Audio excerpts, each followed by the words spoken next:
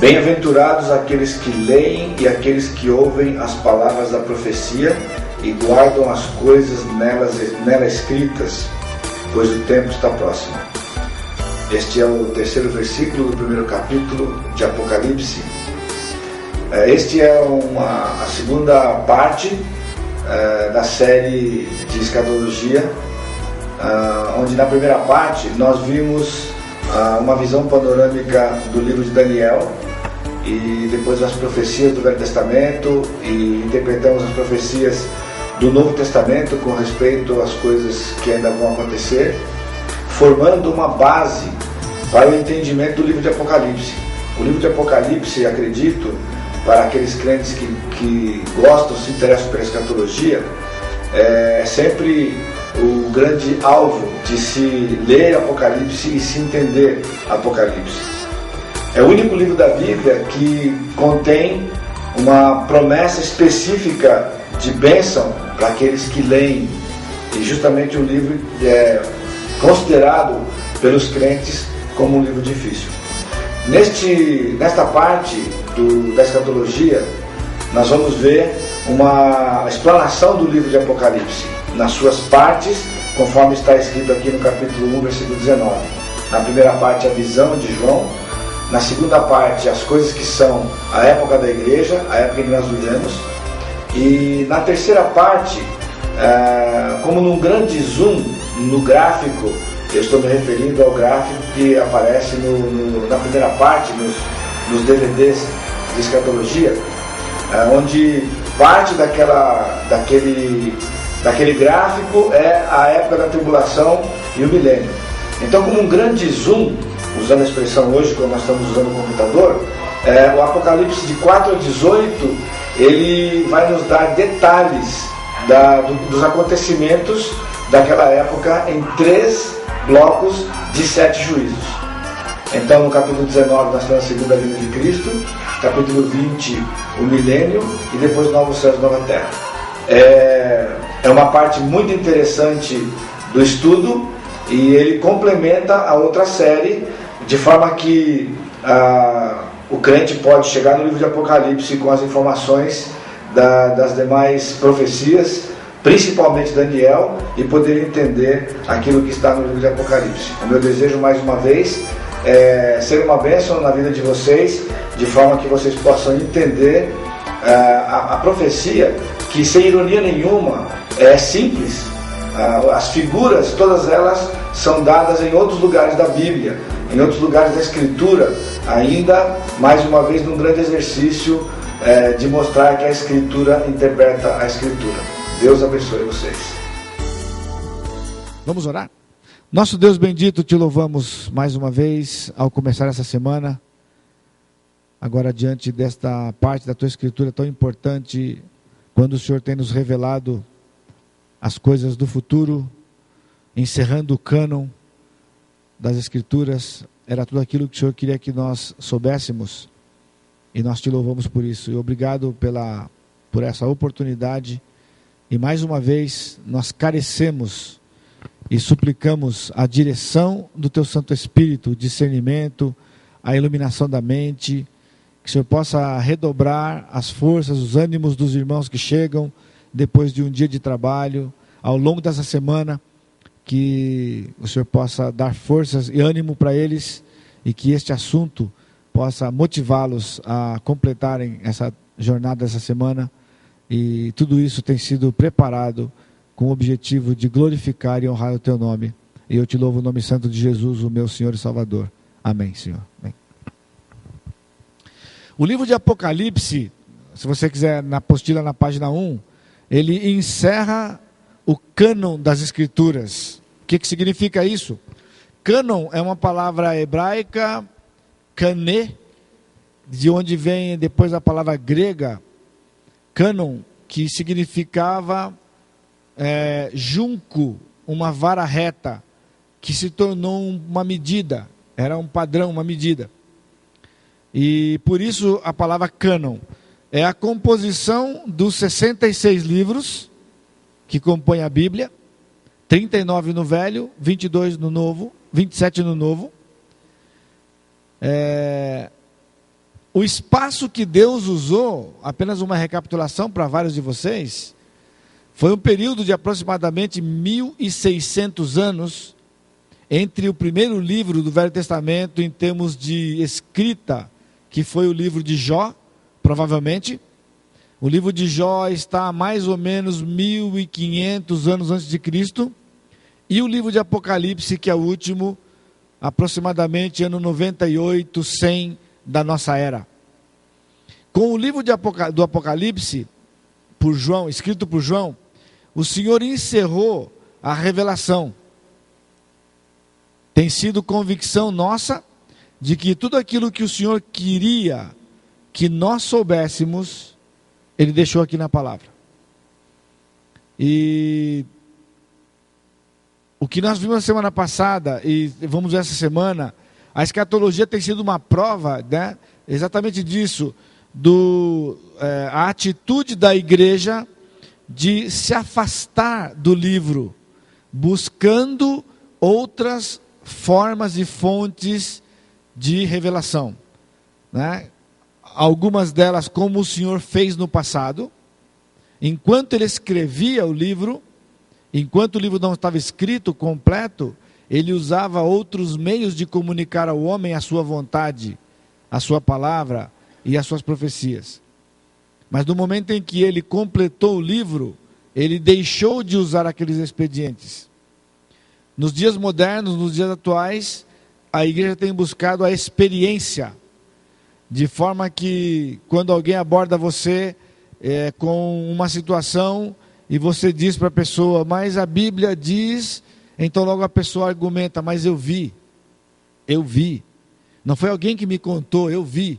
Então aquilo que ela viu passa a ser autoridade sobre ela mais do que o que está escrito no livro. Nesse sentido, a escatologia, ela se tornou algo aversivo a muitas pessoas, justamente por causa da complexidade e da diversidade de opiniões, nem posições eu vou dizer para vocês, de opiniões. Então o que eu tenho tentado fazer, eu tenho entendido como uma tarefa que Deus tem me dado a fazer com as minhas ovelhas, e aonde eu tenho tido oportunidade de lecionar no seminário, ou quando eu vou fazer conferência. Em setembro eu vou a São Paulo, numa igreja, fazer uma conferência. Esse material eu vou dar em São Paulo, no seminário, em maio e junho, em 32 horas, só aquela parte da semana passada. Um pouco de Apocalipse, eu dou uma corrida e consigo chegar lá no capítulo 15, 16, com aqueles alunos, num apanhado geral apenas. Então, o meu papel tem sido de resgatar isso das Escrituras, né? Esse valor de você vir para ela e ler, conhecer, viver, experimentar, né, a Escritura. E isto tem sido o meu desafio, o meu desejo, e assim vai ser essa semana. Então, o nome do livro, ele está baseado no seu conteúdo. Apocalipse vem do grego apocalipsis, onde a palavra revelação vem do latim, né? Então nós temos em português a transliteração do título dele em grego. Apocalipse significa revelar, desvendar, né? Descobrir, descortinar. O Apocalipse de João, que é este livro, são visões proféticas que foram dadas para ele, né, que ele viu e ouviu num certo domingo no ano 95. A data pode diferir um pouco, 95, 98, não se tem com precisão. Ele estava exilado no livro na ilha de Patmos. Deus mesmo deu as informações para João. Na verdade, Jesus deu as informações para João e pediu para João escrever, inclusive o esboço do livro, conforme falei para vocês a semana passada.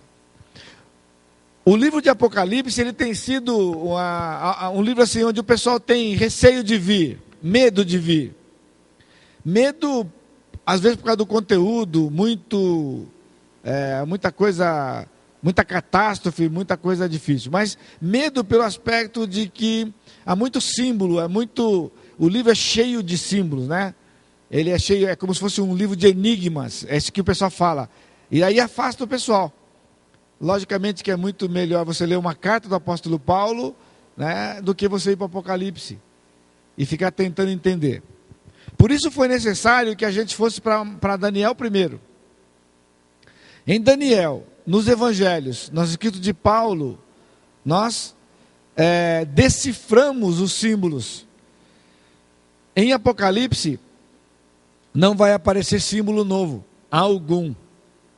Nenhum símbolo novo que não haja em qualquer outro lugar da Bíblia já colocado para você, já dado o significado. Quem estava domingo aqui no culto, ontem à noite, eu preguei sobre a presente era.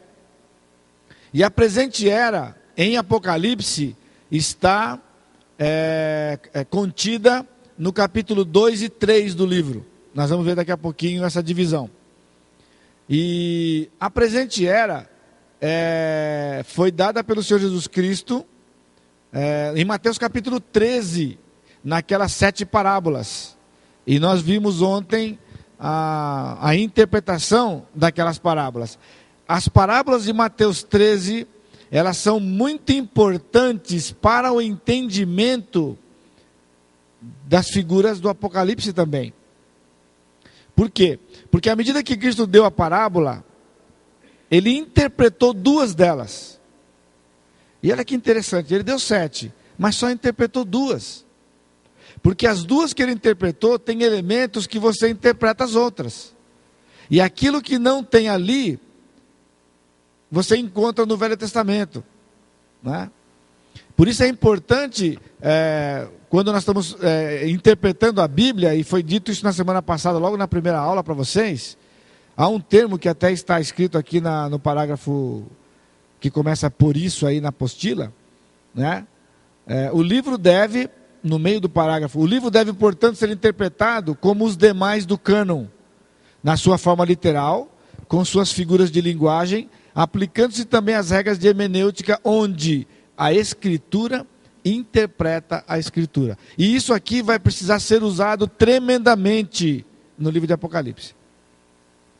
Uma figura em Apocalipse que você não tenha em outro lugar, você não pode dizer que aquilo é aquilo.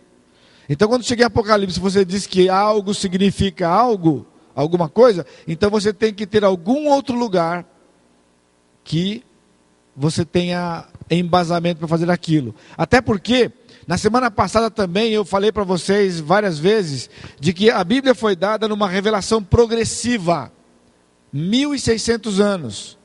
De forma que, para que você tenha um entendimento saudável da Bíblia, você precisa acompanhar isso.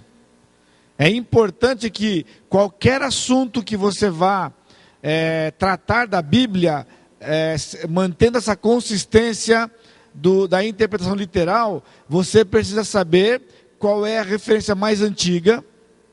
Na referência mais antiga você tem a base, e as referências que vêm pela frente, cronologicamente, elas vão somando aquilo, o significado, de forma que ao chegar na última referência, na referência mais recente, você tem o quadro todo completo. Alguém que segue assim, dificilmente você vai interpretar de maneira equívoca a Bíblia. Aqui nós encontramos uma dificuldade, e eu falo para você isso, estando, e tendo passado muitos anos no seminário já. Essa é uma das dificuldades que a gente tem na igreja e com o próprio preparo dos professores, dos pastores.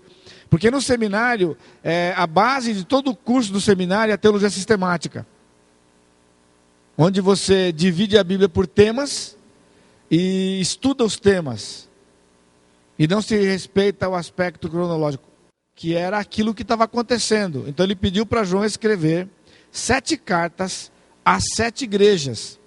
A igreja era a época presente. João estava vivendo lá no final do 1º século, já havia uns 70, quase 70 anos, 60 e poucos anos, que a igreja havia sido inaugurada, e João estava naquele período. Por isso as coisas que são. nós vivemos ainda hoje as coisas que são. E nós vamos ter um entendimento dessas coisas aqui. E aí ele diz, na terceira parte, as que hão de acontecer depois dessas. Essa divisão, irmãos, não é só porque eu quero. Veja capítulo 4, versículo 1 de Apocalipse. Depois destas coisas. Então você percebe que o próprio livro começa, o capítulo 4 começa com a expressão depois destas coisas. É a dica que está começando a terceira parte do livro. Essa terceira parte do livro, que é a maior parte do livro, a parte mais extensa do livro, ela vai ser subdividida, né? Capítulo 4 e 5, a visão do trono de Deus, e a preparação para o julgamento que vai acontecer na tribulação. Capítulos 6 a 18, uma descrição pormenorizada, detalhada, do que vai acontecer naqueles 7 anos. Então, tudo que está no Apocalipse de 6 a 18 se refere a um período de 7 anos. Na verdade, 3 anos e meio, porque uma parte de um versículo se refere a 3 anos e meio, praticamente. O capítulo 19, a segunda vinda de Cristo, na sua segunda fase, quando ele vai pisar no Monte das Oliveiras, ele vem com a igreja, nós temos alguns detalhes importantes lá. Versículos 20, o capítulo 20, a prisão de Satanás e o milênio, 21 e 22, novos céus e nova terra. Você percebeu? Esse é um esboço que está no próprio livro. Não há jeito de você dividir Apocalipse diferente. Não tem jeito de você dividir Apocalipse diferente. A não ser que você tenha uma abordagem do livro que seja com uma outra interpretação. Seria uma interpretação alegórica, figurada. Como nós já demos exemplos, e vamos ver alguns exemplos aqui durante o nosso tempo aqui. Eu falei para vocês aqui na igreja, e vou repetir para os irmãos que estão nos visitando aqui, acompanhando conosco, né? Vieram participar. Se você está numa livraria e você vê um livro de Apocalipse, um comentário de Apocalipse, ou um livro que está escrito Apocalipse, aí você fala, poxa, como saber se o livro é bom, se vale a pena comprar ou não?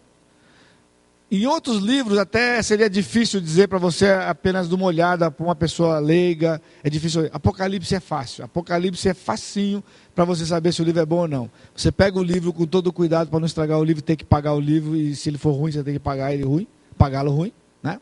Você abre com todo cuidado, e você vai ao capítulo 6, no versículo 2. Vi então e eis um cavalo branco, e o seu cavaleiro com um arco, e foi-lhe dado uma coroa, e saiu vencendo e para vencer. Aí você vai ver o que o autor vai falar disso.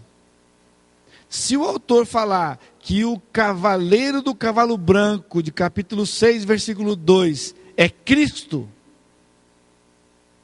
então você disfarçadamente fecha o livro, devolve para a prateleira, né? E pega o dinheiro que você vai gastar naquele livro e compra outra coisa. Um livro, um presente para alguém, dá de oferta, dá para o missionário, mas não compra aquele livro lá. Você viu? É simples quanto isso, pessoal. É impossível que ele diga isso desse cavalo e o resto do livro seja bom. Porque aqui ele matou a profecia. Se o livro disser, o autor disser que o cavaleiro do cavalo branco é o anticristo, então você pode comprar, não precisa nem ver o resto do livro, você pode comprar que o material é bom. Detalhe ou outro que possa ser aqui não vai comprometer a obra. Da mesma forma, se você pegar um livro como... ele é bem moderno. O bem moderno é quando você pega o livro aqui, no capítulo 2, 6:2, e ele dá todas as posições. Significa que ele não se posiciona, que ele está em cima do muro. Vai te ajudar? Só se for para você saber quais são as posições que existem sobre isso aqui. Mas não vai te ajudar, pode confundir sua cabeça. Tá bom? Então, nós vamos ver agora aí a primeira parte. Então, 3 partes. Na primeira parte, a visão do capítulo 1. A segunda parte, as coisas que são a época da igreja, capítulo 2 e 3. as que hão de acontecer depois dessa, capítulo 4 a 22, dividido em algumas partes: tribulação, segunda vinda, julgamento, prisão de Satanás, milênio e novos céus e nova terra. O livro de Apocalipse também é o único livro da Bíblia que traz uma promessa nele. Veja o versículo 3. Bem-aventurados aqueles que leem e aqueles que ouvem as palavras da profecia e guardam as coisas nela escritas, pois o tempo está próximo. Coisa importante, ele não diz que é bem-aventurado o que entende, ele diz que é bem-aventurado o que lê e ouve. Já está bom para nós. Então o que eu posso dizer para vocês, como o pessoal que fez isso aqui alguns anos atrás, é que com certeza essa semana, de alguma forma, Deus vai abençoar você. Porque ele tem que honrar a palavra dele. Está escrito aqui: bem-aventurados aqueles que leem e aqueles que ouvem as palavras da profecia. Então você vai ler durante a semana na sua casa o livro todo.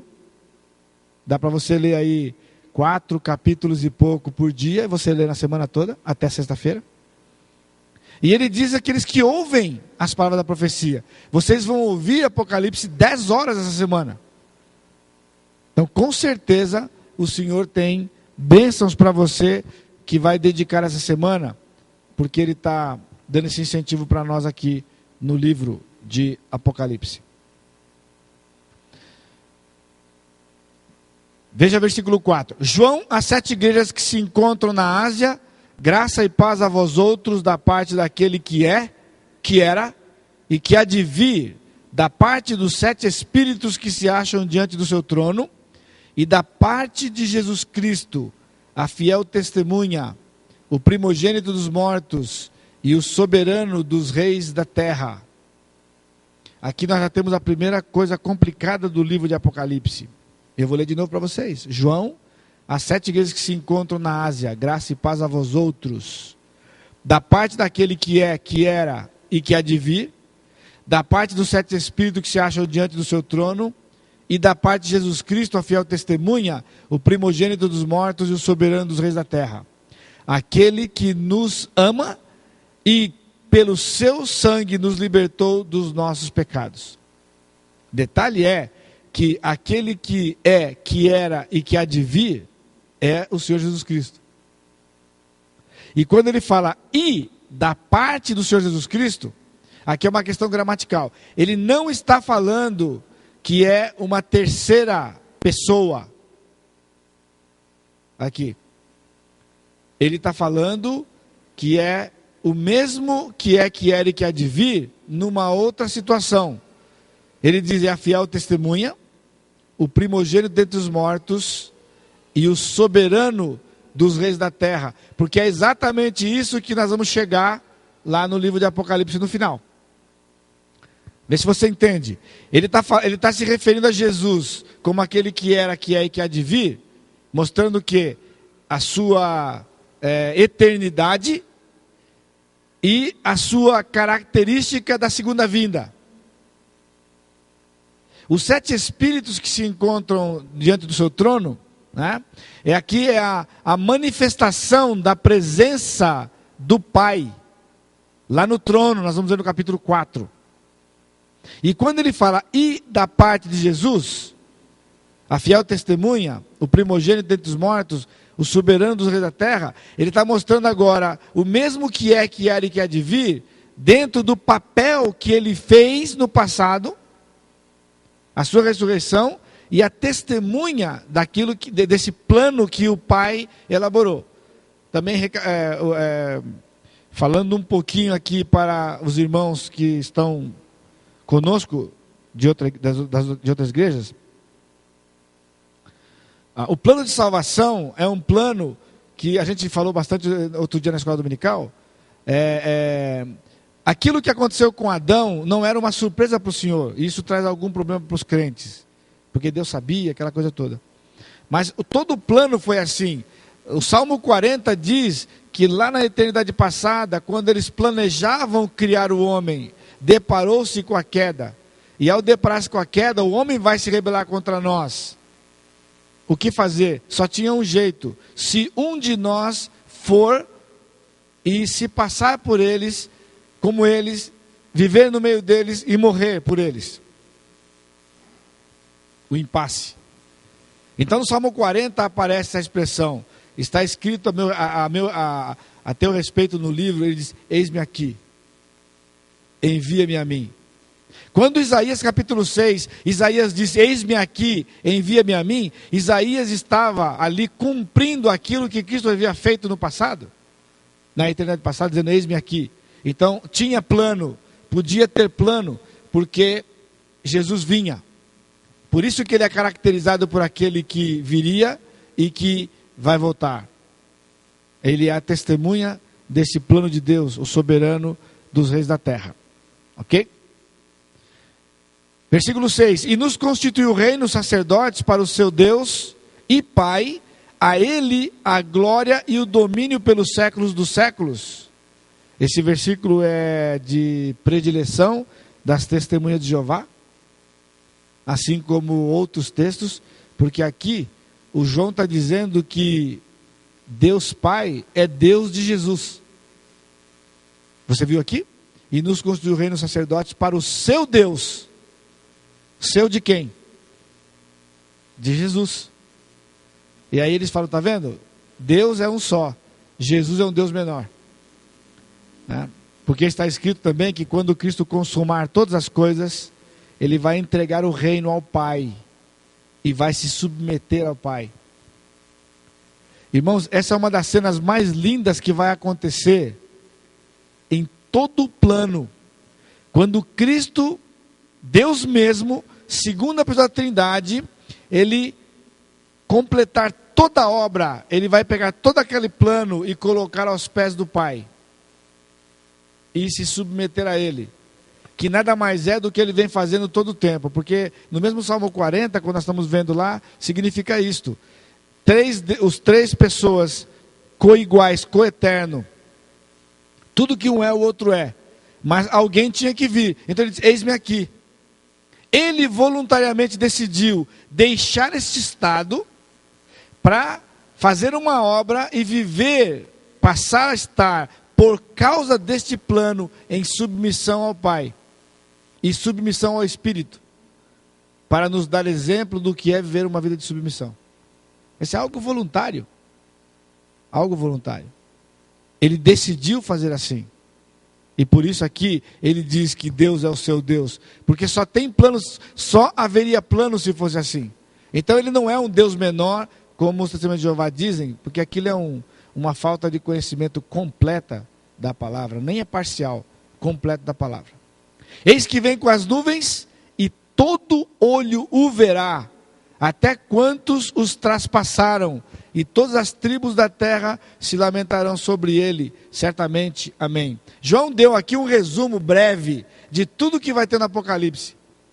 Ele vai falar de tudo isso aqui até quando ele vai vir lá no Monte das Oliveiras. Todo olho o verá. Aqui é um detalhe para a gente em Apocalipse, de que Apocalipse não vai tratar de arrebatamento. Porque arrebatamento é algo tão rápido quanto uma unidade indivisível de tempo que ninguém vai ver. A igreja vai ser arrebatada nas nuvens e vai para o julgamento no céu, ninguém vai ver.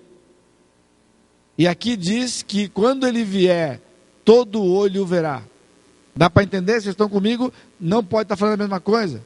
Porque uma ninguém vai ver, todo olho verá, não pode ser a mesma coisa. Lembra daquelas cobrinhas lá do desenho? Vem e volta, não tem jeito, porque quando ele vem buscar e ninguém vê, ele volta. E que tempo que ele julga a igreja? Por isso são duas coisas distintas. Ele vem, ninguém vê, julga a igreja, depois ele vem, todo mundo vai ver. Todo olho o verá. E todas as tribos da terra se lamentarão sobre ele. Quando ele diz aqui, e até quantos o traspassaram, João está fazendo uma menção direta de Zacarias.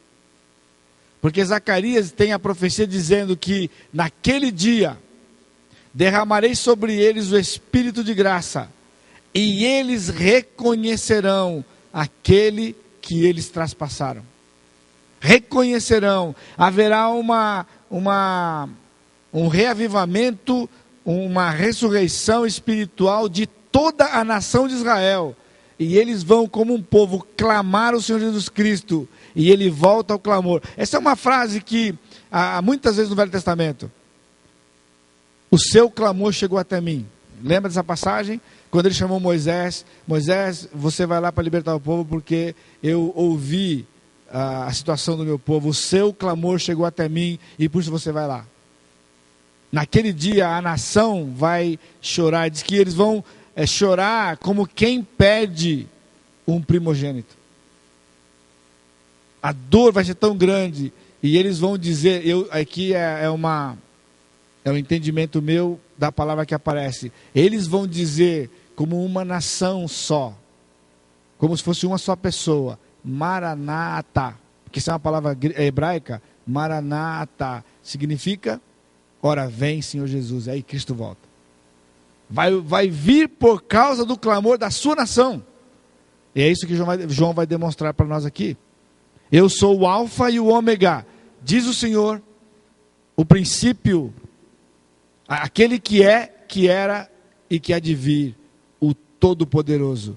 Se eles pensam que lá em cima no versículo 6, Cristo é um Deus menor, e eles dizem que Deus é todo-poderoso, e Jesus é só poderoso, não é um desconhecimento completo da palavra, porque no versículo 8 ele diz, eu sou o alfa e o ômega, diz o Senhor Deus, aquele que é, que era e que há de vir.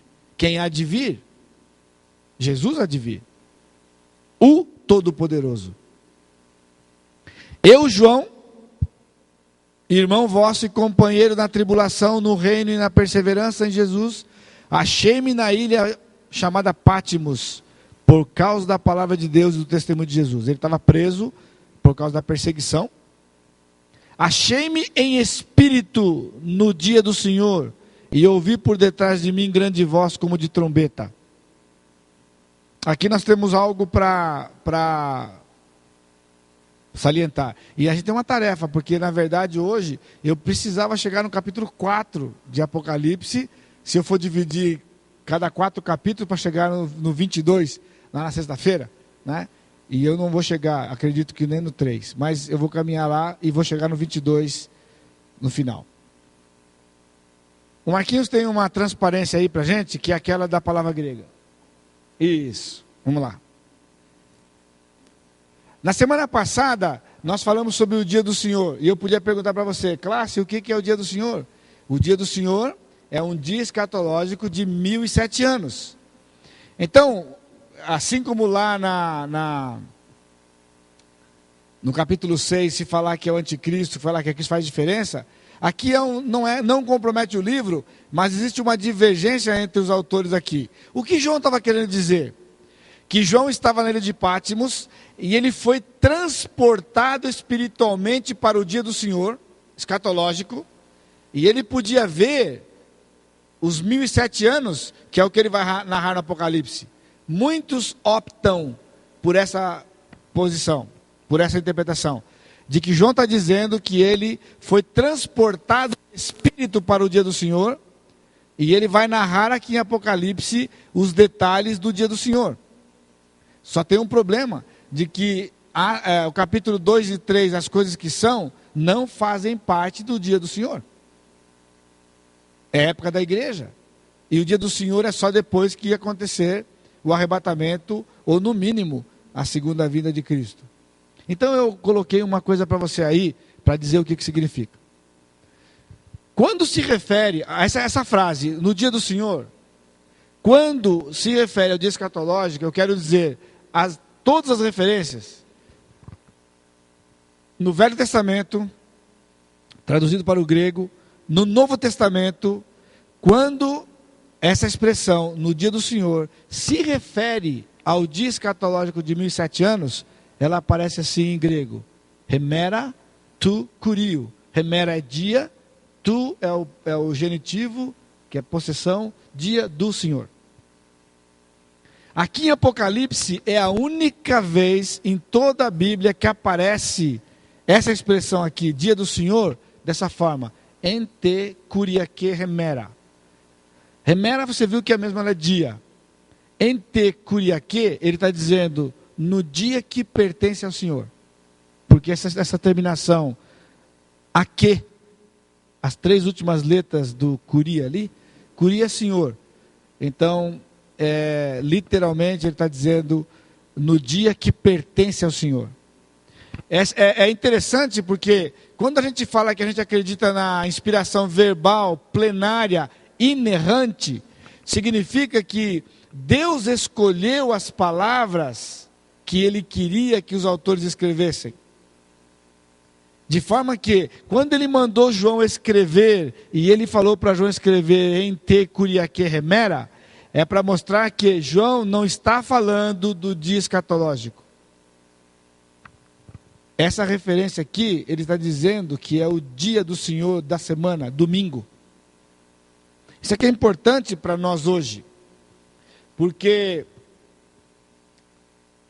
dizem por aí de que a gente guarda o domingo por causa de Constantino, que Constantino, quando ele foi imperador, e ele era bispo de Roma, e ele fundou a Igreja Católica, e aí ele estabeleceu por decreto que o dia de guardar era domingo, e os adventistas guardam o sábado, dizendo que o dia do Senhor é sábado, e que o domingo foi um dia de um pagão, enfim, aquela coisa toda.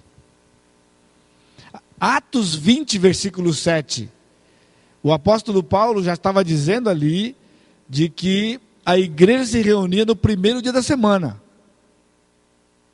Mas esse versículo aqui é importante, porque dos dias do apóstolo Paulo até chegar no dia de João, que dá mais de 30 anos, já se chamava o domingo o dia do Senhor. Porque está escrito ali, em grego, o dia que pertence ao Senhor. Então, dizendo que aquele dia da semana pertence ao Senhor, era o dia separado para Ele, já não era mais o sábado. O sábado era o dia de descanso por causa da criação e da queda.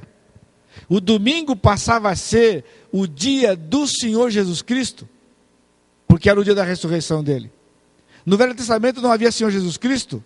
No Novo Testamento, o Senhor Jesus Cristo ressuscitou no primeiro dia, então o seu povo, a igreja, quando ela se reúne para se lembrar que ela adora um Cristo vivo, não um Cristo morto. Que ela está ali, porque num dia semelhante àquele, o Senhor, que é Senhor dela, ressuscitou. E João escreve isso aqui. Essa é uma coisa importante, e é uma razão daquele sintoma que eu te falei. Quando a igreja se afastou da palavra, quando hoje os líderes já não dão mais valor à escritura no sentido literal dela, de se conhecer as línguas originais, então você fica vendido, né, às interpretações que são da cabeça do intérprete, sem uma forma segura. E eu só, sem ser enfadonho com vocês, apenas para deixar isso bem claro no seu coração, irmãos, como que Deus gastaria 1.600 anos para escrever um livro? Escolhendo, inclusive, a língua. Na semana passada, nós gastamos aquele tempo, como o tempo era pequeno, não dava para dar todas as informações para vocês, mas algo fascinante do livro de Daniel, é que, quando o governo grego entrou, que foi no ano 333 a.C., e o governo grego caiu no ano 146 a.C., quando Cristo veio e chamou os seus apóstolos, e ele moveu o primeiro homem a escrever o primeiro livro do Novo Testamento, que foi Marcos, mais ou menos no ano 50, olha só quantas informações. O governo grego caiu no ano 146. Marcos vai escrever o primeiro livro do Novo Testamento no ano 50 da nossa era. Então havia se passado 200 anos que o governo romano é quem mandava, e a língua oficial ainda era grego. Porque o Novo Testamento tinha que ser escrito em grego, não podia ser escrito em latim. Por causa da precisão da língua. Porque quando eles escreverem em grego, não tem jeito de você vir para lá e entender outra coisa. Muito raramente você vai encontrar uma passagem que seja ambígua, porque a língua é clara, é precisa. Aqui é uma prova. Você olha aqui, e você vê a diferença. Eu falei para vocês semana passada das palavras diferentes quando Cristo chorou. Então, como que Deus ia fazer isso? Preparar toda a história. Ele preparou a história de forma que o Novo Testamento tinha que ser escrito naquela língua para que fosse preciso. Quer um exemplo aqui?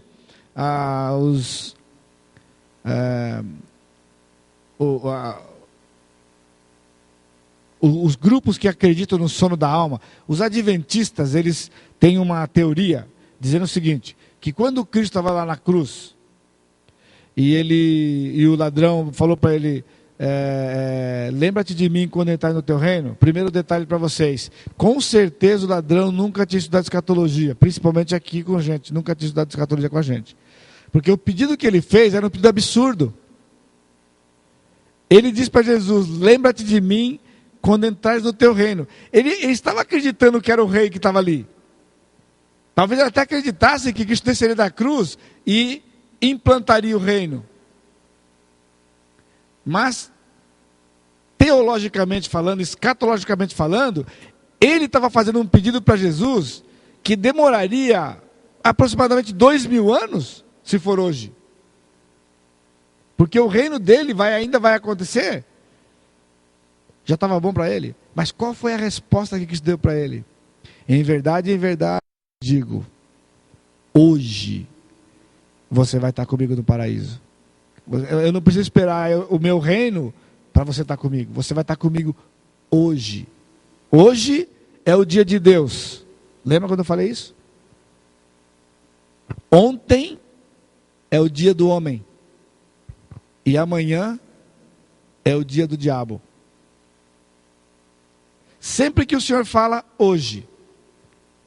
Agora nós temos saudade do ontem. Você depois de uns 10, 15 anos de casado, você fala, saudade quando a gente namorava. Saudade daqueles primeiros anos de casamento. Por quê? Porque o bom era ontem, não é? Deus diz, hoje, se ouvirdes a sua voz, não endureçais o vosso coração. E o diabo fala o quê? Amanhã.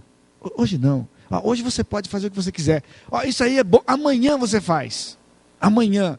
Sempre amanhã. E o amanhã nunca chega.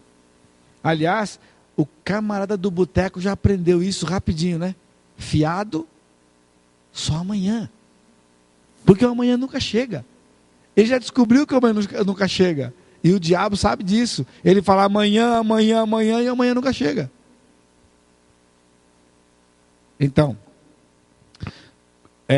quando o Senhor escreveu, ele nunca faria isso para que depois de ter escrito com tanta precisão, tanto detalhe, ficasse a cargo do homem interpretar a Bíblia como ele quisesse.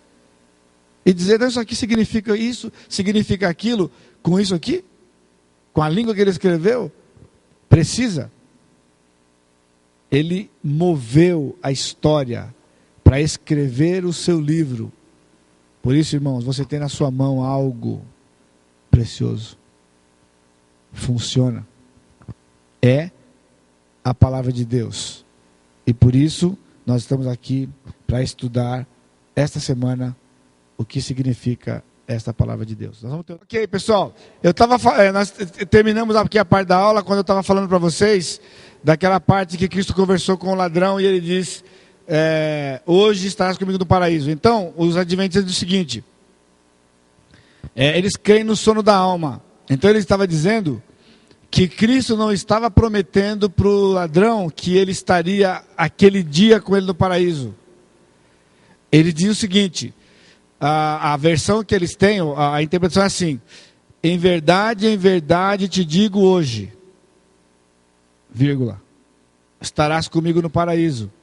Então eles estavam dizendo que Cristo estava dizendo aquilo hoje, mas vai estar no paraíso um dia comigo. É isso que eles estão dizendo. Então ele pega o advérbio de tempo e joga para a declaração dele, e não para a promessa. Ok? Isso é interessante, né? Se a Bíblia tivesse sido escrita em português. Porque em português, uma vírgula faz esse estrago todo. Em grego, jamais ele podia escrever assim. Está escrito, em verdade te digo. hoje estarás comigo no paraíso, porque não é a vírgula que determina. A terminação de cada palavra na língua grega determina qual a posição que ela tem na frase, e ninguém pode alterar isso. Agora, em português, veja que interessante, Marquinhos vai colocar uma frase para a gente lá, que eu já dei para os alunos na escola, a de cima. Enquanto o pastor pastava, o burro orava. Olha que bacana. É possível o pastor pastar e o burro orar? O pastor até pode pastar, mas o burro orar é complicado, né? Aí. Então, agora, o Marquinhos vai escrever de novo lá embaixo para a gente, isso aqui dando sinal. Marquinhos vai colocar uma vírgula, Marquinhos, lá debaixo. Já está lá, né? Põe lá. Olha lá. Enquanto o pastor pastava o burro, orava. Esse aqui é um aposto. Então significa que o que está no meio da vírgula, entre as vírgulas, é uma frase completa também, e não altera o que está antes da vírgula, né? Porque o verbo orar agora está ligado com o pastor, e o verbo pastar está ligado com o burro. Então na nossa língua, isso, ó, 2 vírgulas muda completamente o sentido da frase. Por isso que ela não foi escrita em português, pessoal. Se fosse escrita em português, a gente estava na água, né? Então hoje, quando a igreja tem se apartado da Bíblia, ou argumentado, ou falado as coisas, eu estou dizendo assim, quando os líderes têm se apartado de conhecer como ela foi escrita, está pronto para poder dizer qualquer coisa, né? Então a nossa luta, a minha luta tem sido, quando o seminário foi feito aqui em São José, abriu o seminário, eu pedi para eles, falei, pessoal, se vocês não colocarem as línguas originais na escola, a gente vai preparar muito mal preparados os obreiros aqui da cidade, da região. Porque se você não conhece... E outra, isso é uma coisa em qualquer obra do mundo, qualquer obra. Se você quer saber o que Shakespeare escreveu, não adianta você pegar um versinho de Shakespeare em português e ler e você falar que você conhece Shakespeare. Se você não aprendeu o inglês da época dele, inclusive, porque se você conhecer a língua grega, a língua inglesa, mas não conhecer o inglês de Shakespeare, você não sabe o que ele escreveu. Você tem que saber, você é obrigado a ir lá na época dele, conhecer a época dele. A mesma coisa com Lusíadas de Camões. Você pega aquela obra, para você entender o que ele escreveu, só se você for na época que ele viveu, para poder conhecer a época, para entender o que ele escreveu. Ora, se na literatura mundial é assim, a Bíblia não. A Bíblia todo mundo lê porque tem o Espírito Santo, lê e faz o que quiser. Desculpa a comparação, pessoal. É a mesma coisa que nós fazemos com o futebol. Porque ser técnico no Brasil é complicado. Porque o Brasil tem 170 milhões de técnicos. Todo mundo é técnico. Todo mundo sabe o que fazer com o time quando está no campo. Só porque sabe jogar bola. Só porque sabe jogar bola, acha que pode ser técnico. Só porque o crente acha que ele lê a Bíblia e tem o Espírito Santo, que ele pode chegar aqui e dizer o que quiser da Bíblia. Então, por isso, o Apocalipse, como outros livros, acabam se tornando difíceis, né? E vocês vão descobrir ao longo dessa semana que é dos livros mais fáceis da Bíblia de se interpretar. Uma vez interpretadas as figuras, está desvendado o livro. Já outros escritos, é difícil você entender o aspecto espiritual que está por trás daquilo ali. A profundidade espiritual de certas coisas, de certos ensinos do apóstolo Paulo, por exemplo. Pedro disse que as coisas que Paulo escreveu eram difíceis de entender. Pedro, na sua segunda carta, disse que os escritos de Paulo eram inspirados pelo Senhor, mas era difícil de entender. Mas não disse que era difícil entender as profecias. Por quê? Entendido o símbolo, você entende a profecia. Capítulo 1, versículo 9 em diante, nós já estamos no versículo 10. O Senhor disse para ele: o que vês, versículo 11, escreve em livro e manda às 7 igrejas: Éfeso, Esmirna, Pérgamo, Tiatira, Sardes, Filadélfia e Laodiceia. Voltei-me para ver quem falava comigo, e voltado vi 7 candeeiros de ouro. No meio dos candeeiros, um semelhante a filho de homem, com vestes talares. cingido à altura do peito com uma cinta de ouro. A sua cabeça e cabelos eram brancos como alva lã, como neve. Os olhos como chama de fogo, os pés semelhantes ao bronze polido, como que refinado numa fornalha. A voz com voz de muitas águas. Tinha na mão direita 7 estrelas, e da sua boca saía-lhe uma afiada espada de 2 gumes. O seu rosto brilhava como o sol na sua força. Quando o vi, caí a seus pés como morto. Porém ele pôs sobre mim a sua mão direita, dizendo: não temas, eu sou o primeiro e o último. Lá no outro versículo ele diz: eu sou o alfa e o ômega. Aqui é a mesma coisa, porque lá foi transliterado, aqui foi traduzido. Ele está dizendo: eu sou o alfa, que é a primeira letra grega, e o ômega, a última letra grega. E aquele que vive, estive morto, mas eis que estou vivo pelos séculos dos séculos, e tenho as chaves da morte e do inferno. Escreve, pois, as coisas que viste, as que são e as que hão de acontecer depois destas. Quanto ao mistério das 7 estrelas que viste na minha mão direita, e os 7 candeeiros de ouro, as 7 estrelas são os anjos das 7 igrejas, e os 7 candeeiros são as 7 igrejas. Ele já começou dando para a gente a interpretação. João tinha dúvida o que eram aqueles candeeiros, o que eram aquelas estrelas. Então ele disse: as 7 estrelas são os anjos das 7 igrejas, e os 7 candeeiros são as 7 igrejas. A aparência que ele tem aqui, que foi narrada para a gente aqui dos versículos 14 em diante, ele está falando do aspecto que evidencia nada mais do que os atributos do Senhor, né? O branco da sua cabeça, da lã, é a santidade do Senhor. Os olhos como chama de fogo, é a sua onisciência, ele pode ver todas as coisas. Os seus pés como o bronze polido, evidencia deixa eu ver aqui, que eu coloquei aqui.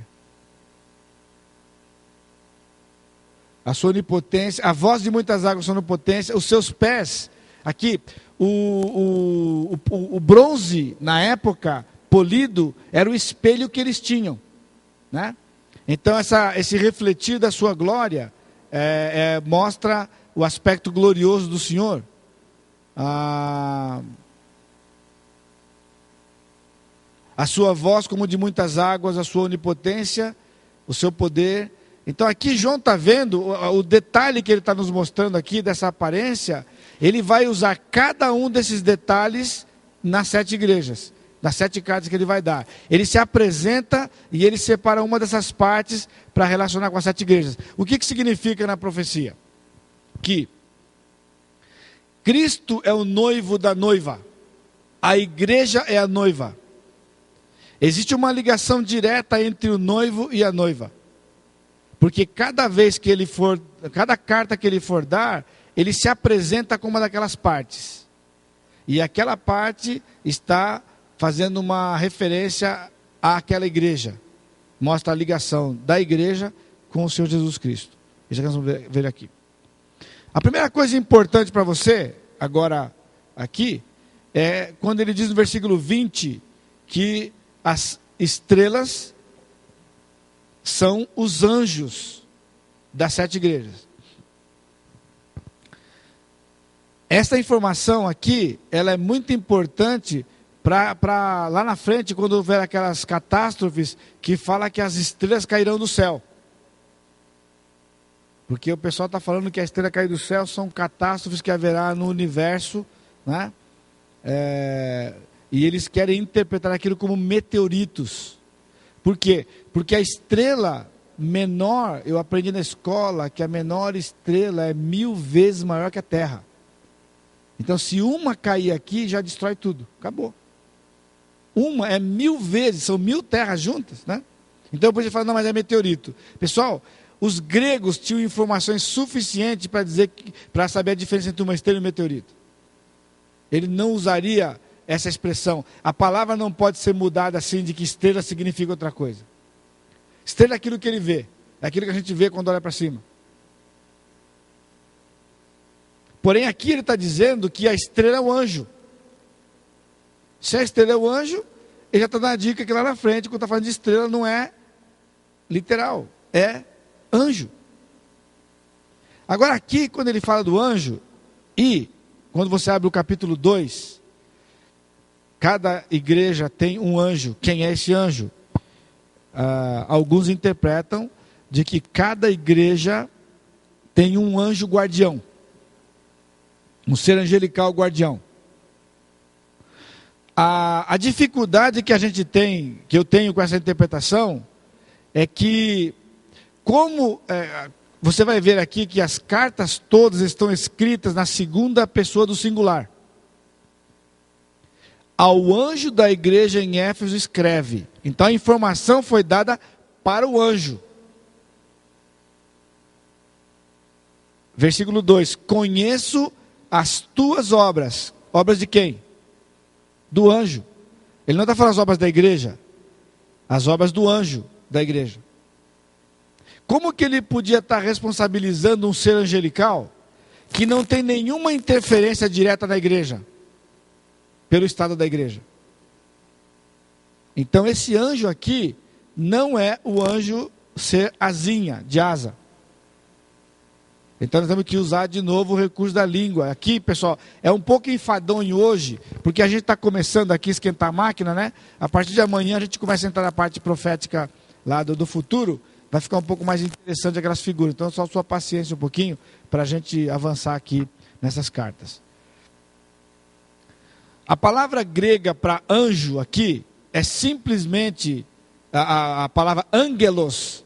É outra palavra que é transliterada em português. Anjo. Anjo tem mais ou menos o som de angelos, que é a palavra grega. A tradução dela é mensageiro. Então, na verdade, aqui, para ficar melhor para a gente, deveria ter sido traduzido em português que as 7 estrelas são os mensageiros da igreja. Porque uma vez colocado anjo, já leva você direto para aquele ser de asa. Quando, na verdade, aquele ser de asa recebeu o nome de mensageiro, porque a tarefa básica que eles têm é de mensageiros. Eles são mensageiros. O Gabriel veio trazer uma mensagem. O mensageiro chamado Gabriel trouxe uma mensagem para Daniel. Compreendeu? Então a primeira coisa importante para você, aqui ele está falando de mensageiro. Essa palavra mensageiro, na sua apostila aparece aí, elas são usadas na Bíblia com vários significados. Por exemplo, Ageu 1,13, ele usa essa palavra mensageiro para o profeta. Eu leio para você aqui rapidinho. Ageu 1,13 diz: então Ageu, o mensageiro do Senhor, falou ao povo segundo a mensagem do Senhor, dizendo: eu sou convosco, diz o Senhor. Na Septuaginta, essa palavra aqui é anjo. Então podia ter sido traduzido: então Ageu, o anjo do Senhor. Em Malaquias 2,7, que é um pouquinho mais para frente, Malaquias 2,7 diz: porque os lábios do sacerdote devem guardar o conhecimento, e da sua boca devem os homens procurar a instrução, porque ele é anjo do Senhor dos Exércitos. Então aqui ele está usando a palavra anjo para o sacerdote. No capítulo 3, versículo 1, eis que eu envio o meu mensageiro, que preparará o caminho diante de mim. Quem é esse mensageiro? João Batista, no Novo Testamento, que é repetido lá em Mateus 11,10, eu sou aquele de quem está escrito, eis que envio o meu mensageiro. João Batista se identificou como sendo esse aqui. Então João Batista é chamado de anjo. E mais um, Tiago 2,25, esse aqui até é interessante. Tiago 2,25 diz assim: de igual modo não foi também justificada por obras a meretriz Raabe, quando acolheu os emissários e os fez partir por outro caminho. Emissários aqui é a palavra anjo, que é mensageiro, que eram aqueles 2 mensageiros que foram enviados, né, os espias, que foram enviados para espiar a terra de Jericó. E a Raabe guardou-os em casa. O que eu estou dizendo com isso aqui? que essa palavra anjo foi usada várias vezes para pessoas. Logo, o anjo da igreja aqui é o pastor. Agora, isso aqui é sério. Sério por quê? Aí você entende, talvez, por que muitos preferem interpretar figuradamente o Apocalipse ou outras partes da Bíblia, né? Porque quando você reconhece que é o pastor, aqui, primeiro, todas essas igrejas tinham mais de um pastor. Porque isso já era algo certo, patente no Novo Testamento. A igreja perdeu a visão ao longo do tempo. Hoje a maior parte da igreja tem um, e um bom punhado delas não tem nenhum. Mas a maior parte tem um. Porque não conseguem trabalhar 2, 3 juntos. É difícil você encontrar a bênção que nós temos aqui, irmãos. E eu não estou falando de mim. Eu estou falando que é uma bênção da graça de Deus. Que eu e o pastor João Pedro estamos juntos há 23 anos. 23 anos juntos. Ministrando juntos. E a graça do Senhor que permaneça sobre nós e que nós fiquemos juntos até o Senhor voltar, até nós partirmos. Por quê? Porque quando os pastores trabalham juntos, em algum tempo, em algum momento, acontece alguma coisa, tem que se separar. Não ficam juntos. Por quê? Porque eles não respeitam isso aqui. Deus chamou cada um na sua função. Então, quando cada pastor sabe a sua função, ninguém quer a função de ninguém. Cada um trabalha na sua. Então Deus está dizendo aqui, de que Jesus está dizendo para João, que ele estava responsabilizando o estado da igreja. O pastor. Não eram os pastores. O pastor. Mesmo que havia mais de um. Porque entre eles havia sempre o pastor mestre. E o pastor mestre era o responsável, que é o anjo da igreja aqui. Agora, o que eu estou dizendo que é sério, é que Deus está responsabilizando o pastor pelo que acontece na igreja. Hoje, qual é a atitude que os pastores têm na igreja? Quando começa a pegar a coisa na igreja, é tempo dele ir para outra igreja. É tempo de mudar de igreja. Difícil você encontrar um pastor que assume de que aquilo que está acontecendo na igreja lá dele é problema dele, é resultado daquilo que ele está fazendo na igreja. O Senhor disse aqui: conheço as tuas obras, o teu labor, a tua perseverança, que não podes suportar homens maus, e que puseste à prova os que a si mesmos se declaram apóstolos e não são, e os achaste mentirosos. Agora você pega essas informações que eu estou dando aqui em Apocalipse para você, e junta com aquela da semana passada, quando eu falei do método de governo do milênio teocrático, lembra no finalzinho da aula na sexta-feira? Hoje, as igrejas não são lideradas pelos pastores. Como que o pastor pode assumir a responsabilidade de uma igreja, quando ele não é aquele quem toma as decisões na igreja? E é fácil para ele, porque ele pode culpar todo mundo, né? Aconteceu, ele sabe falar, por causa daquele, por causa daquele, por causa daquilo, por causa daquele, por causa daquela, por causa daquilo. E ele está fora. Só que aqui o Senhor está dizendo para João: escreve para o pastor, para o anjo, a responsabilidade é dele. O que era bom e o que era ruim. O que era bom e o que era ruim. Então, por isso que quando aqui no nosso meio, foram 11 anos para ensinar para a igreja esse princípio pequeno e básico. Irmãos, se eu vou dar conta para Deus daquilo que acontece aqui, então eu tenho que ter liberdade de decidir o que vai acontecer aqui. Porque se eu decido e eu vou ser responsabilizado, é coerente. Agora, se vocês fazem o que vocês querem e eu vou chegar lá tomar o pito, aí está errado, aí não dá, né? Vocês resolvem, decidem, fazem assembleia e faz, aí eu estou aqui torcendo. Eu só fico torcendo, porque se a coisa é pegar aí, chegar lá e falar assim, ó, não dá. Falei, então me deixa chegar lá e prestar conta do que eu fiz. E foram 11 anos. E o povo entendeu. Não é ser melhor que ninguém, mas Agora também a igreja já experimentou várias vezes que quando acontece alguma coisa aqui dentro, eu venho aqui e assumo a responsabilidade. E não divido com ninguém.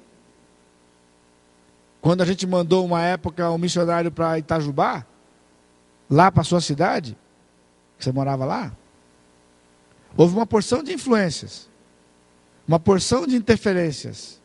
Na época tínhamos a diretoria, os diáconos todos decidiram lá, naquela reunião, o pastor fez uma pressão dizendo que Deus mostrou claramente para ele que ele tinha que ir. Tudo que eu pedi para ele não fazer, falou, você não chega lá e fala que Deus mostrou para você claramente, porque se você falar, ninguém vai interferir. E ele começou bem. Aí ele se empolgou e falou, irmãos, eu tenho plena convicção que eu tenho que ir para lá. Aí quando cada um foi falar, falou, pastor, eu acho que eu não deve ir, mas se Deus falou para o senhor ir, eu vou falar para o senhor não ir. E ele foi. E deu uma confusão. Então, quando voltou, depois da confusão, eu reuni a diretoria e pedi perdão para cada um dos diáconos. Ele falou, pastor, o senhor está pedindo perdão por quê? Eu falei, porque eu errei. Não, pastor, mas fomos nós que dizemos, vocês decidiram aqui no método de governo que a igreja tem hoje. Mas naquilo que está na Bíblia que eu acredito, é minha responsabilidade. Eu tinha que não ter deixado ir. Mesmo que vocês pedissem para eu ir embora, eu tinha que ter falado, não vai. Porque agora ele foi, deu problema, minha responsabilidade. Subi no púlpito e pedi perdão para a igreja toda. Por ter enviado aquele missionário para lá. E disse, e não vai mais. Eu posso ser pedido para sair da igreja, mas não se toma uma decisão aqui dentro que eu não concorde. Porque é minha. E o estrago que aconteceu? Quem responde? Quem vai assumir agora? Ninguém. Eu tinha que assumir. Eram as primeiras lições para a igreja disso aqui. De mostrar para eles a seriedade. E eu digo para vocês, que se muitos pastores soubessem disso, acho que eles não iam querer ser pastor. Porque a coisa pega. Por isso que o livro é importante, irmãos. Por isso que ele, mesmo sendo profecia, ele fala do dia a dia da gente, da vida da igreja. Então, quando eu olho para essas cartas aqui, e quando eu interpreto isso aqui, é debaixo de muito temor, de que as coisas ruins que acontecem aqui nessas cartas, não venham a ser uma característica da nossa igreja, deste corpo local. Por isso a gente conhece e entende que isso aqui diz respeito a nós. Agora o que acontece? Você pode ir para outra página aqui, na segunda parte. Você vai encontrar bons autores, bons livros, mas que interpretam essas igrejas da seguinte forma. A posição mais comum que tem, mesmo entre os pré-milenistas, os pré-tribulacionistas, os dispensacionalistas, né, é que cada igreja dessas cartas, representa uma época da história da igreja. Estão comigo? Veja na sua apostila aí. Intérpretes têm olhado para essas igrejas como representativas de 7 épocas na era da igreja. Éfeso, a igreja apostólica. Esmirna, a igreja perseguida pós-apostólica. Pérgamo, a igreja oriental. Até alguns usam a expressão mal casada, né? Porque per é mal e gamo é casamento, mostrando aqui o casamento da igreja com o Estado que aconteceu. Tiatira, a igreja papal ocidental. Sardes, a igreja morta protestante ortodoxa. Filadélfia, a igreja missionária do século XIX. E Laodiceia, a igreja da apostasia antes do milênio. Isso aqui é interpretado pela maior parte dos que são pré-tribulacionistas, pré-milenistas, tem a mesma posição que a gente, mas eles abordam isso aqui. Aí eu fiquei bronqueado quando eu li isso a primeira vez. Eu fiquei bronqueado pelo seguinte, sabe o que significa isso aqui?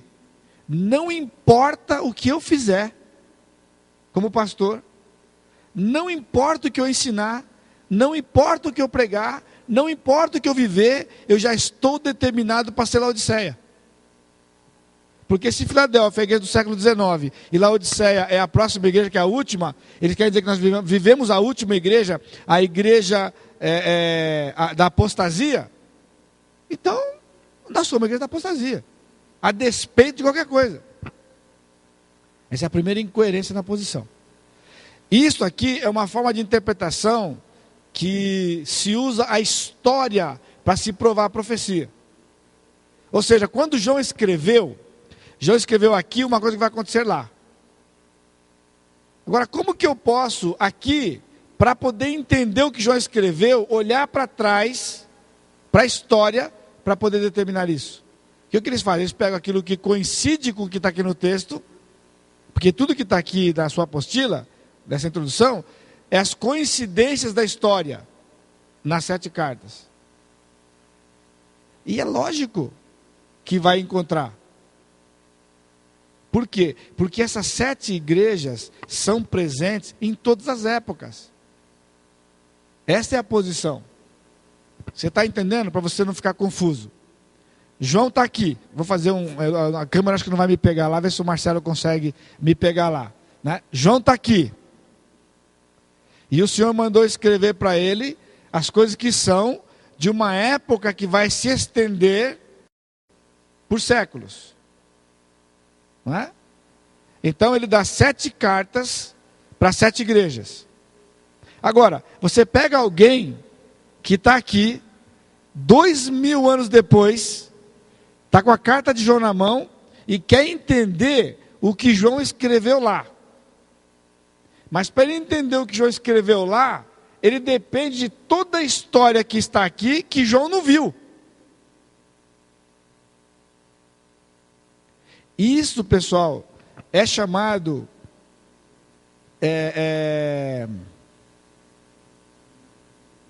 a palavra fugiu. Contextualização. Eu fico até arrepiado, por isso que fugiu da minha mente. Que quando eu escuto essa palavra aqui, contextualização, eu fico arrepiado. Porque a contextualização significa isto. O pessoal está pegando a Bíblia, que foi escrito lá, e interpretando lá à luz daqui. O exemplo é aquele, lembra? Aquele, que a gente fala que a mulher não pode. Lembra? E quando falo do meu nome aqui na cidade, o pessoal fala aquele pastorzinho lá, que a mulher não pode fazer não sei o quê. A mulher não pode. Aí o cidadão diz o seguinte, que aquilo que Paulo escreveu lá, ele escreveu lá, mas nunca escreveria aqui. Que com a mulher que ela faz aqui hoje, não combina aquilo lá. Então ele está reinterpretando lá à luz do que acontece aqui. E estão fazendo a mesma coisa na escatologia. Agora eu vou voltar para cá. Quando João escreveu aqui as 7 cartas, e ele deu o nome, quem deu o nome foi João? Não, Jesus deu o nome. Ele diz, escreve para Éfeso, Esmirna, Pérgamo, Tiatira, Sardes, Filadélfia e Laodiceia. Deu o nome. Então as 7 existiam naqueles dias de João. Você vê a simplicidade? As 7 existiam. Todas essas características aqui eram exatamente as características que aquelas 7 tinham naquela época. Então o que Jesus está dizendo para João? O 7 ali é um número representativo de que aquelas 7 características podiam ser encontradas nas outras igrejas. Tessalônica, por exemplo, ela combinava com uma dessas. A Galácia combinava com outra dessas. Roma, assim, cada igreja que você pegasse daquela época, ela se encaixaria aqui. Então isso aqui é um número que representa o todo. Então significa que em todas as épocas da igreja, você vai encontrar estas 7 aqui. Não que cada uma é de cada época. Compreendeu? Aí eu descansei, foi ainda a chance para mim, né, de não ser Laodiceia. Pessoal, é Laodiceia o pastor que quiser. O pastor que não fizer o que tem que ser feito com a igreja, vai ser Laodiceia. Assim como vai ser Pérgamo, vai ser Tiatira, é só cair no que está aqui. Características. E eu digo para vocês, hoje, se você pegar as milhares de igrejas que existem no mundo, você vai dividir exatamente em 7 grupos. Com quais características? Das 7 cartas das 7 igrejas. Entendeu? Se nós pegarmos as milhares de igrejas de qualquer lugar do mundo, todas elas, e fizéssemos um raio-x delas, nós íamos começar a ver quem parece com quem parece com quem, vamos separando, vamos separando. Quantos grupos vão dar? Não precisa nem esperar, vai dar 7. 7. Porque aqui é o parâmetro. Mas, por quê? Se você pegar todas as igrejas hoje e for buscar as características dela, nós vamos descobrir aqui centenas de grupos. Mas, se nós pegarmos estas 7 cartas como referência, nós conseguimos encaixar todas elas nas 7. Quem estava no culto ontem à noite, quando eu preguei nas parábolas de Mateus 13, eu disse com toda a autoridade da palavra do Senhor, do Espírito do Senhor aqui, que todo mundo que estava aqui dentro estava incluso nos 4 solos. Ponto. Alguém podia achar que tem 6, 8, 10, 15. A Bíblia diz que tem 4. Então todo mundo estava encaixado nos 4. Pior que na parábola do joio e do trigo, todo mundo aqui ou era joio ou trigo. Não tinha uva aqui ontem. Não tinha laranja, tinha trigo e joio. Só. E só. Assim é o que está aqui. Então, quando nós observarmos os detalhes dessas cartas aqui, você vai saber. E você vai ver. Agora, nós vamos ver que algumas dessas cartas, elas acabam marcando uma época. Mas não é característica da época. Outro argumento para você. No final de cada carta, há uma recompensa para o pastor. Ora, se cada carta representa uma época, então significa que cada época vai receber aquela recompensa. E só aquela época. Você percebeu como que é? Ou seja, a igreja apostólica vai receber, versículo 7, quem tem ouvidos, ouça o que o Espírito diz às igrejas, ao vencedor, dar-lhe-ei que se alimente da árvore da vida que se encontra no paraíso de Deus. Só eles vão comer da árvore da vida. E eu vou ficar chupando o dedo, olhando com uma baita de uma vontade. E vou ficar com lombriga. Lombriga espiritual. É a expressão que a gente usa, né? Você fica, quando você olha a pessoa comendo uma coisa, fica com vontade, diz que dá lombriga. Pessoal, a prova cabal está aqui no próprio texto. Todas essas recompensas, elas são a soma das recompensas que toda a igreja vai receber. Quem estava aqui há 3 semanas atrás, na escola dominical, você lembra quando eu disse para você isso aqui? Adão, com todo respeito a ele e a vocês na expressão, só para você poder entender, foi burro. Foi burro. Se alguém perguntasse qual foi o primeiro pecado cometido, a pessoa fala que foi a desobediência. Eu pensei que foi a burrice.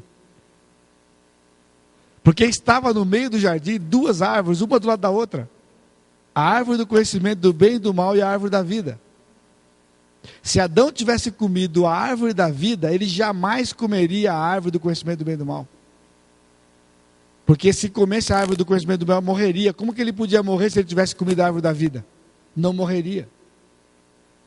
Por isso que quando Deus nos restaurou, pela graça dele, através da obra de Jesus Cristo, a primeira coisa que nós vamos fazer, quando ele completar a obra dele, o que vai ser?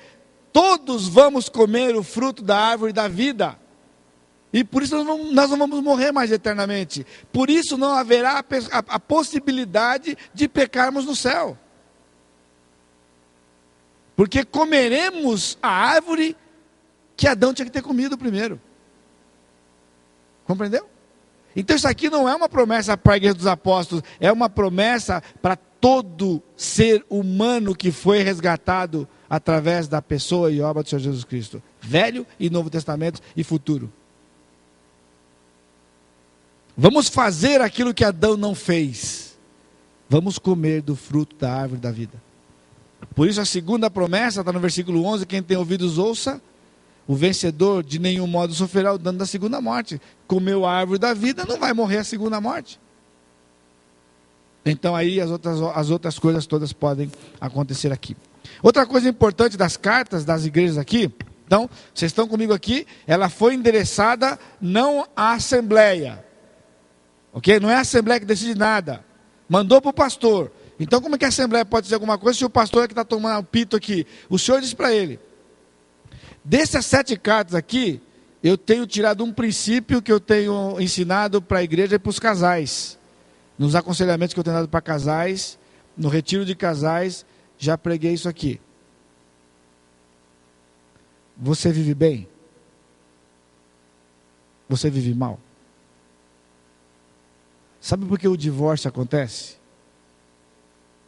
O divórcio acontece porque não se observa as 2 regras, só 2 que tem aqui nas 7 cartas, que pode ser aplicada para qualquer relacionamento duradouro. Fazer o que o outro gosta e não fazer o que o outro não gosta. Se a coisa vai mal entre você e o seu cônjuge, você não precisa ficar dando volta por aí não. Você não precisa ficar tentando imaginar não. É simples.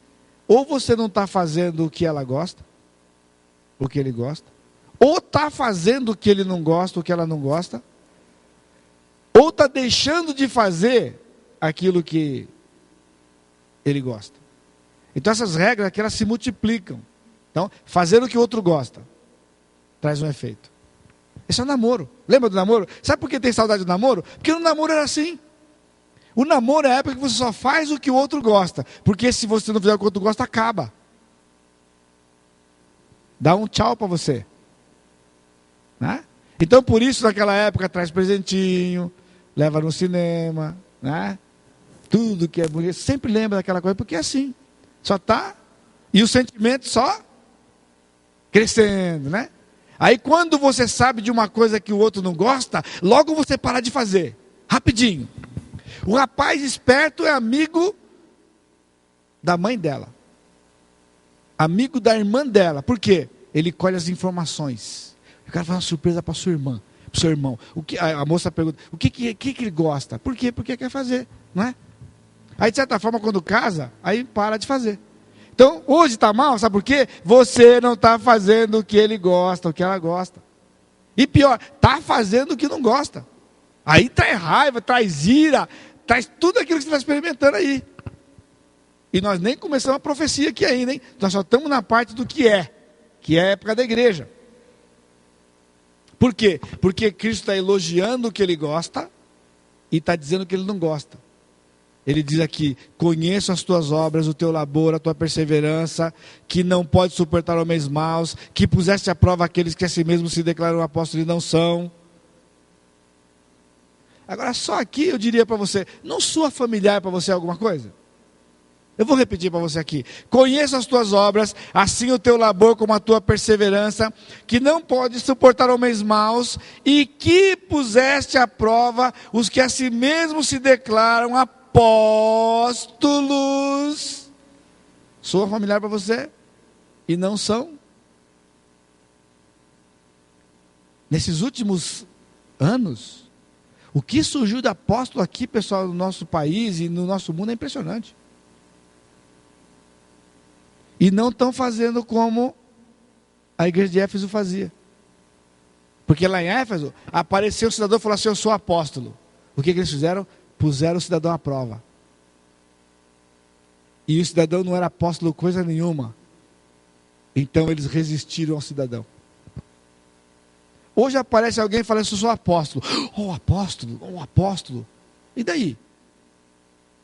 Se chegar aqui e falou que é apóstolo, bom, vamos começar por aqui. Você viu o Senhor Jesus Cristo pessoalmente? Como? Quando? Porque aqui diz que ele não está aparecendo mais. Aqui, na palavra de 2 gumes que saía da boca do Senhor aqui, está escrito que não tem. Você viveu 2000 anos, você está com quase 2000 anos de idade? Para ter visto Jesus lá? Você foi ministrado por ele pessoalmente? Como está escrito aqui, Paulo teve que defender o seu apostolado perante os coríntios. Ele disse: eu vi o Senhor face a face. Eu fui ministrado por ele. Eu fui testemunha da ressurreição dele. Tinha que provar. Hoje o cidadão chega e fala que é apóstolo, ninguém faz nada.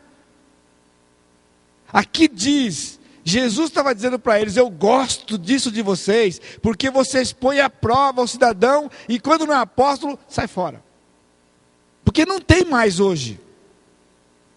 tem pastor, tem missionário. Está escrito aqui, Efésios capítulo 4. Mas não tem evangelista, né, para usar a linguagem lá. Pastores, mestres e evangelistas, é o que tem hoje. Apóstolo. Quando João morreu, esse João morreu, acabou. Aí ele fechou. Tiago abriu e João fechou. Tiago foi o primeiro que morreu, foi passado a espada, Atos capítulo 12, e João morreu na ilha de Patmos. Acabou. Porque, inclusive, o apóstolo tinha essa prerrogativa. Quando Paulo disse aquilo que ele disse lá, palavras duras, né? A mulher fique calada, lá em 1 Coríntios capítulo 14, ele disse, se alguém acha que sabe alguma coisa, saiba que eu sou apóstolo. Ele estava dizendo que aquilo que ele estava trazendo vinha como direto do Senhor, e ninguém podia questionar. Então, se houvesse um apóstolo hoje, ele poderia trazer uma palavra aqui hoje e devia ser respeitada, porque o apóstolo tinha essa prerrogativa. Ele estava escrevendo a palavra. O pessoal não percebe as implicações. Por isso o livro é importante. Isso aqui é para a igreja fazer. E tens perseverança, suportastes prova por causa do meu nome e não te deixaste esmorecer. Podia parar aqui, né? Mas ele diz, tenho porém contra ti. Alguma coisa que vocês estão fazendo, que você falou para o pastor, está fazendo, eu não gosto de você. Abandonaste o teu primeiro amor. Esse é outro princípio, irmãos, que é fascinante, das maiores experiências da vida cristã para o crente da igreja, que o maior parte dos crentes não praticam. Chamado esquadrinhamento bíblico. Porque ele diz no versículo 5, lembra-te, pois, de onde caíste, arrepende-te e volta à prática das primeiras obras. Nós encontramos hoje pessoas com depressão, pessoas com síndrome do pânico, pessoas com uma porção de doenças emocionais aí. Gastando fortunas com remédio e indo para médicos, os hospitais estão lotados, hospitais de doença mental que eles chamam, estão lotados aí. Crentes estão passando por situações assim, porque não observa isso aqui. Lembra-te, pois, ele diz, aonde foi que você tomou aquele atalho? A coisa é mais ou menos assim, esse esquadrinhamento tem que ser feito todo dia, você acorda, você vive para o Senhor um dia de cada vez, não é? Aí onde você vai dormir, você fala, Senhor, o dia está acabando. Ficou alguma pendência, alguma coisa que eu deixei para trás aí? E o Senhor vai fazer você lembrar. Ele vai pôr na sua cabeça. Você só tem que fazer o quê? Arrepende-te. E volta a fazer o que tem que ser feito. Mas o que você faz? Ah, isso aqui é coisa tão pequenininha. Ah, fulano lá faz pior que isso aqui. E não trata. E aquilo vai juntando. Aquilo vai juntando. Tem uma hora que explode. Então por isso, se você está aqui hoje e você não tem perguntado para o Senhor se tem ficado alguma coisa pendente, faz uma semana, tem uma semana de pendência, já é suficiente para fazer um estrago. Aí eu estou olhando para alguns e falo assim, Ih, pastor, faz mais de um mês. Então tá, aí complicou. Talvez aqui você for pastor, acho que faz um ano e pouco mais ou menos, que eu não perguntei não. E pior, se você nunca perguntou, e já é convertido há anos, você imagina como é que está o balaio de gato. Apocalipse. Ele diz, se não, venho a ti, e moverei do seu lugar o teu candeeiro, caso não te arrependas. A figura aqui é fascinante, porque ele está pensando no templo, o candeeiro tinha um lugar que ele ficava, a mesa da proposição tinha outro lugar, cada mobília tinha seu lugar. Tirar o candelabro de lá e mover para outro lugar, era tirá-lo do lugar dele, era ficar fora da função dele. Então ele não está falando de perda de salvação, porque mover o candeeiro do lugar é dentro do espaço do santo, do lugar santo. Ele não disse que ia tirar o candeeiro lá para fora. Ele disse que ia mover de lugar. Ele ia usar outra coisa para iluminar. É o que acontece com a vida do crente quando o crente não é útil, quando o crente, porque tem a vida toda complicada, ele não pode ser contado pelo Senhor na obra. Então o Senhor põe outro lugar dele para fazer. Agora, quando você reconhece e você retoma, o que você parou de fazer tanto tempo lá atrás? Talvez você já foi professor de escola dominical, talvez você já foi envolvido na igreja em alguma coisa e você não está fazendo nada. Então significa que o seu candeeiro foi movido. Mas você pode falar: Senhor, coloca o candeeiro no lugar que ele tem que ficar. Porque naquele lugar ele iluminava todo santo, todo lugar santo era iluminado pelo candeeiro, no lugar que ele ficava. Esta é a carta de Éfeso. Então, as cartas, elas se reproduzem nessa sistemática de Deus elogiar aquilo que ele reconhecia que era bom e dele dizer aquilo que ele não gostava. Então, fazer o que gosta e não fazer o que não gosta. Para ter um relacionamento saudável com Jesus, o pastor... A pergunta então é: por que ele escreveu para o pastor? Porque a figura do pastor na Bíblia significa que ele é modelo do rebanho. Então, quando o pastor pratica a palavra, as ovelhas imitam o pastor, seguem o pastor. Deus obriga, Deus move a ovelha para fazer isso. De forma que se o pastor estiver fora, ele disciplina o pastor. Esse é o relacionamento que o Senhor criou. A ovelha não decide para onde vai. Eu nunca vi as ovelhas reunindo e decidindo onde nós vamos comer hoje. Aí, bé, a outra, bé, estão discutindo para onde vai comer. Não, o pastor fala assim: ele reúne as ovelhas aqui, ele parte para um lugar que tem pasto verdejante, água tranquila, e as ovelhas saem atrás dele. Então, se ele levar as ovelhas a um lugar ruim, ele é o responsável, porque as ovelhas o acompanharam. Essa é a figura bíblica do pastor. Não há outra. Com todo o respeito que eu tenho aos meus colegas, eu não estou falando para ninguém especificamente, estou falando aqui da palavra. O que nós temos muito hoje é cabriteiro, pessoal. Cabriteiro não é pastor. Porque pastor tem que seguir o que está aqui, tem que respeitar o que está aqui, tem que reconhecer que Deus nos cobra, porque somos modelo das ovelhas. 1 Pedro capítulo 5, ele diz que vai recompensar o pastor com uma coroa especial, se ele pastorear o rebanho como modelo. E aí a coisa pega. A carta de Esmirna, nós estamos acabando, pessoal. A carta de Esmirna é uma carta que, junto com Filadélfia, são as duas cartas que ele não fala de nada ruim, só fala de coisas boas. Para ele, essa aqui mostra a característica da igreja do Senhor Jesus Cristo, que é perseguida. De novo, não é uma época, mas em todas as épocas nós vamos encontrar algumas igrejas que têm como característica ser perseguida. Talvez pela localização que ela está, talvez por aquilo que ela prega, por aquilo que ela vive, ela passa a ser perseguida. Tanto pela comunidade, como até pelos outros crentes, muitas vezes.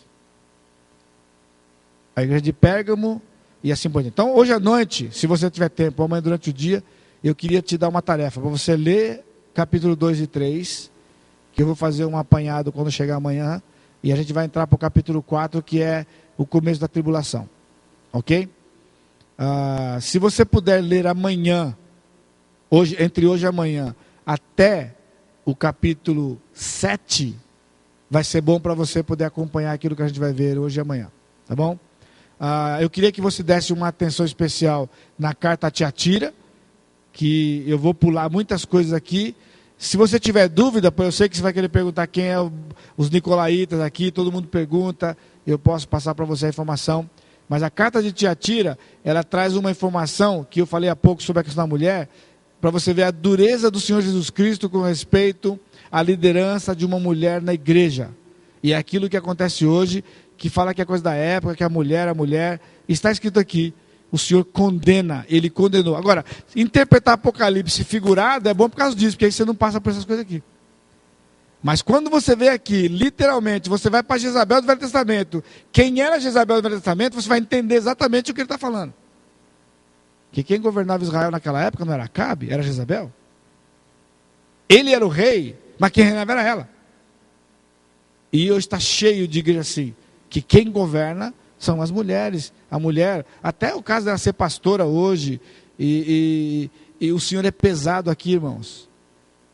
Ele chama essa mulher, versículo 20, tenho porém contra ti o tolerares que essa mulher, Jezabel, que a si mesma se declara profetiza, não somente ensine, mas ainda seduz os meus servos. Sabe o que ele está dizendo aqui? Não somente ensine, que ela não pode nem ensinar. Ensinar já é complicado, quanto mais levar o pessoal à prostituição. E prostituição significa ela ensinava o pessoal a fazer o que não podia fazer. Ela ensinar um Deus que não é Deus, e tantas coisas aqui, que depois nós podemos ver com mais detalhes. Se você tiver dúvida, você pode perguntar. O e-mail está aberto ainda, que você pode escrever, e você pode fazer algumas perguntas aqui. E aí nós vamos ver capítulo 4 e 5, que é só uma introdução da visão do trono, e já partimos para o capítulo 6, que é os primeiros selos, né? Vou mostrar um gráfico para vocês, que está na sua apostila na página 8. É importante que você leia a Bíblia, né, e leia a apostila paralelamente, porque ela está explicando. Cada carta que está aqui, eu estou passando por cima por causa disso, porque aqui não é esboçado, lembra? Está escrito, está resumido. Você pode saber o que cada igreja dessa época é, e você pode se associar em que parte que você está participando disso aqui, tá bem? Obrigado mais uma vez pela sua paciência, por estar aqui. E lembre-se das promessas que Deus tem para você essa semana. Volta em paz para casa, em segurança, e nós nos encontramos amanhã aqui, pela graça de Deus. Deus abençoe vocês. Boa noite.